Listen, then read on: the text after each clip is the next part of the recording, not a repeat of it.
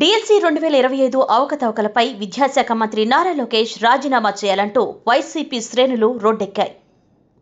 DSC 2025 నియామకాల్లో పెద్ద ఎత్తున అవకతవకలు జరిగాయని ఆరోపణలు వస్తున్నాయి. లక్షలాది మంది నిరుద్యోగ యువత కలలను కూల్చి అర్హత లేని వారికి అవకాశాలు ఇచ్చారని విద్యార్థులు, నిరుద్యోగులు ఆగ్రహం వ్యక్తం చేస్తున్నారు.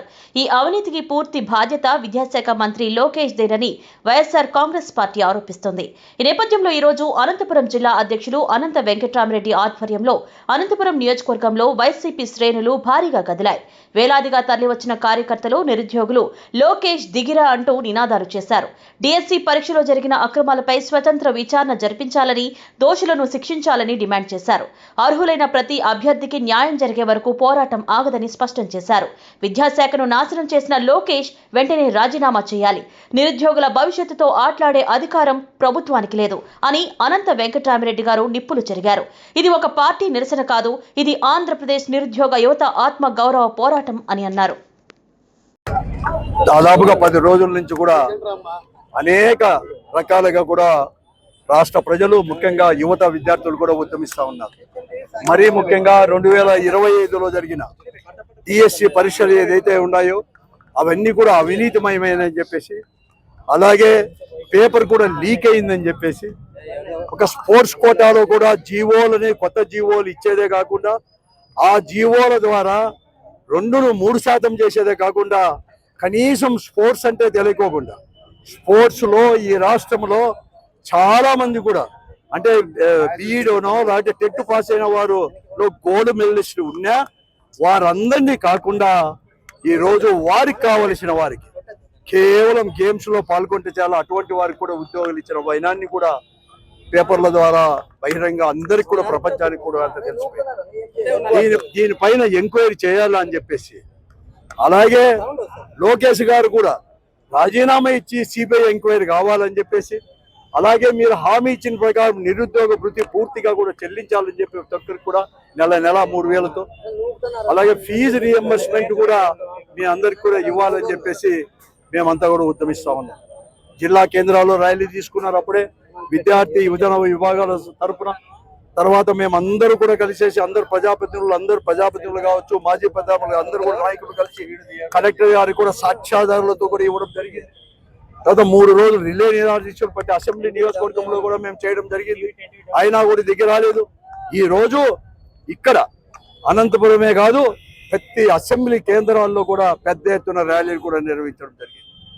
విజయవాడ కావచ్చు, గుంటూరు కావచ్చు, కడప డిస్టిక్లో కానీ, అది అనంతపురం జిల్లాలో తాడిపిత్తూరులో కానీ నిరసన కూడా చెప్పుకోవడానికి వీలు లేకుండా కడకు తాడిపిత్తూరుకి మాజీ మంత్రివర్యులు, సీనియర్ వైఎస్ఆర్ కాంగ్రెస్ పార్టీ నాయకులు, దాదాపుగా 8-9 తూర్లు శాసనసభ్యుడిగా ఉండే పెద్దిరెడ్డి రామచంద్రారెడ్డి గారిని కూడా కనీసం తాడిపిత్తూరు వరకు కూడా పోనీకుండా దుర్మార్గంగా ఈ ప్రభుత్వం, ముఖ్యంగా లోకేష్ గారు కానీ చంద్రబాబు నాయుడు గారు కూడా వారి యొక్క ఆజ్ఞతో, ఈరోజు డీజీపీ అంత ఆజ్ఞతో ఈరోజు ముచ్చుకోట దగ్గరే కూడా మమ్మల్ని నిర్బంధించడం, నన్ను కానీ అలాగే పెద్దిరెడ్డి రామచంద్రారెడ్డి ఇతర ముఖ్య నాయకులు కూడా పోనీకుండా, అలాగే పెద్దారెడ్డిని కూడా ఇంటి నుంచి కూడా బయటికి రాకోకుండా ఈరోజు చేయడం ఇంతకంటే కూడా దుర్మార్గంగా కూడా ఎక్కడ కానీ లేదు.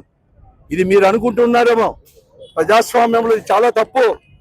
మీరు ఇటువంటి దానికంతా కూడా ఎవరు కానీ భయపడరు, యువత భయపడరు, విద్యార్థులు భయపడరు. దగ్గరకు వచ్చింది మీకు కూడా కాలం కూడా. ఈరోజు నరేంద్ర మోడీని చూసుకొని మీరు మురిసిపోతున్నారో, సంబరపడిపోతున్నారో, మాకు కేంద్ర ప్రభుత్వం యొక్క అండ ఉంది, మేము ఏం చేసినా, ఏం అవినీతి చేసినా, ఏం దౌర్జన్యాలు చేసినా, దాడులు చేసినా మాకు పోలీసు బలగం ఉంది, నరేంద్ర మోడీ ఆశీస్సు ఉన్నాయని చెప్పి మీరేమన్నా ఉడిచుకుంటారేమో. తస్మాత్ జాగ్రత్త.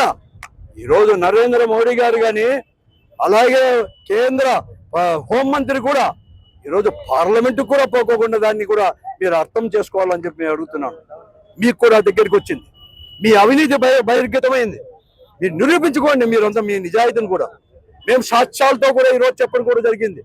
ఈరోజు కేవలం నిన్నే కూడా ఒకటి తెలిసింది, ఎవరైతే ఉన్నారో ఈ ఇన్స్టిట్యూషన్ కోచింగ్ సెంటర్ ఉన్నారో ఆ కోచింగ్ సెంటర్ యొక్క యజమానికి సొంతం భార్య, అటువంటి వారికి కూడా మొదటి ర్యాంక్ రావడం ఏంటండి, వాళ్ళకే రావడం ఏముంది.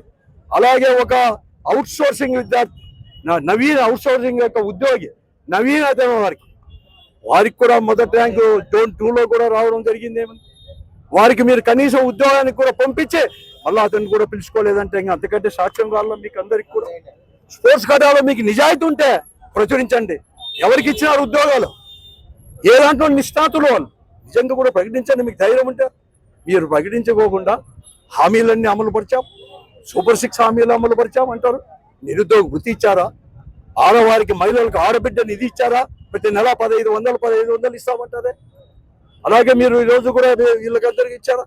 ఇన్ని ఇవ్వకుండా ఫీజు రియంబర్స్మెంట్ ద్వారా ఈరోజు ఎంతమంది విద్యార్థులు చదువుకొని విద్యను కూడా కంప్లీట్ చేసి కోర్స్ కంప్లీట్ చేసినా కూడా టీసీలు రాక ఉద్యోగాలకు పోలేక ఉన్నత చదువులు కూడా పోలేక ఎలా ఉన్నారో కూడా అర్థం చేసుకోమని చెప్పి నేను అడుగుతున్నాను.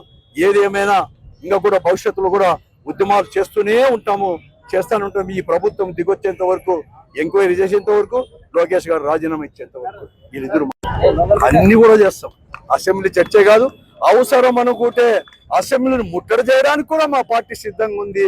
అంతకంటే ముందు యువత అనేది కూడా ముందుకు పోతా ఉన్నారు. యువత విద్యార్థులందరూ కూడా ఎవరు చెప్పినా అయిన పరిస్థితుల్లో లేరు. ఈ పొద్దు ఢిల్లీ ఇన్సిడెంట్ చూడండి, నాట్ ఓన్లీ ఢిల్లీ కాదు, దానిపైన బీహార్లో చూడండి, ఎక్కడ చూసినా చూడండి ఏం జరిగింది. తెలంగాణ కానీ ఇక్కడ కూడా అట్లాగే ఆంధ్ర కూడా తప్పని ఏం లేదు.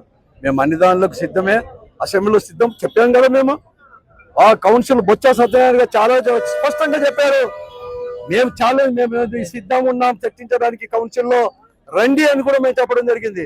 మీకు అసెంబ్లీలో పశుబలం ఉందని, మీకు అసెంబ్లీలో మాకు 160 మంది ఉన్నారని చెప్పి విర్రవీగి మాట్లాడుకోకుండా చేస్తామంటే మేము భయపడతామా? మీకు చేతనైతే కౌన్సిల్లో కూడా మీరు చర్చించండి. ఆ మాట చెప్పండి. మీకు ధైర్యం ఉంటే కౌన్సిల్లో కూడా మేము చర్చిస్తామని చెప్పండి. కౌన్సిల్కి రావాలంటే భయపడే మీ ముఖ్యమంత్రి, మీ లోకేష్ గారు, మీరా మాకు చెప్పేది? రా మాట్లాడు.